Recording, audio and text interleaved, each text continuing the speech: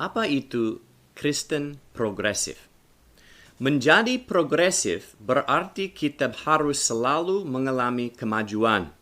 Jadi Kristen progresif artinya moral dan kepercayaan kita harus beradaptasi dengan perubahan budaya.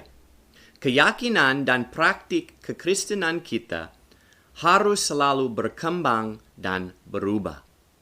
Kita baca di Yudas ayat 3. Supaya kamu tetap berjuang untuk mempertahankan iman yang telah disampaikan kepada orang-orang kudus. Di sini kita baca, iman kekristenan sudah diberi kepada umat Tuhan.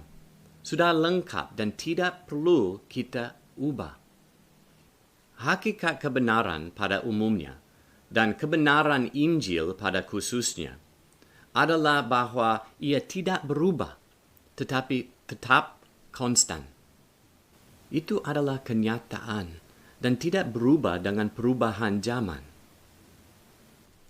Baca di 2 Timotius pasal 2 ayat 2. Rasul Paulus berkata, "Apa yang telah engkau dengar dariku di depan banyak saksi, percayakanlah itu kepada orang-orang yang dapat dipercayai, yang juga pandai mengajar orang lain."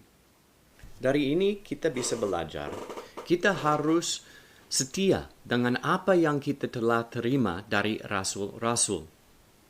Kita tidak dipanggil untuk berinovasi, tapi untuk menjaga pesan yang diwahyukan kepada para rasul.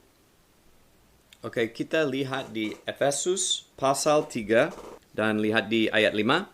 Yang pada zaman orang-orang dahulu tidak diberitahukan kepada anak-anak manusia, tetapi sekarang dinyatakan di dalam roh kepada rasul-rasul dan nabi-nabinya yang kudus. Dan lihat juga di Lukas 24, ini setelah Yesus sudah bangkit dan bicara kepada rasul-rasul. 45. Lalu ia membuka pikiran mereka sehingga mereka mengerti kitab suci. Yesus Kristus kasih wahyu kepada rasul-rasul. Dan di dalam perjanjian baru, kita memiliki ajaran para rasul yang mereka terima melalui wahyu dari Yesus Kristus. Kita tidak dipanggil untuk menambah atau mengurangi dari wahyu ini. Kita harus setia dengan pesan Injil dari perjanjian baru. Kita tidak jadi progresif dan mau terus-menerus berubah, tapi kita mau setia dengan pesan dari rasul-rasul supaya kita bisa terus-menerus di dalam Injil, kebenaran Injil, dan di dalam Yesus Kristus. Di 1 Yohanes pasal 2, mulai di ayat 24, kita bisa baca sebuah janji dan sebuah peringatan dari Rasul Yohanes. Adapun kamu, apa yang telah kamu dengar sejak semula, harus tetap tinggal di dalam kamu. Jika apa yang telah kamu dengar sejak semula itu tetap tinggal di dalam kamu, kamu akan tetap tinggal di dalam Anak dan di dalam Bapa. So ini satu janji, karena kalau kita tetap di dalam kebenaran Injil, kita akan tetap di dalam Yesus Kristus. Tapi itu juga satu peringatan. Kalau kita melayang jauh dari kebenaran Injil, kita juga menjauh dari Yesus Kristus dan keselamatan di dalam Dia. Kenapa Rasul Yohanes memberi peringatan ini? Kita bisa lihat di ayat 26.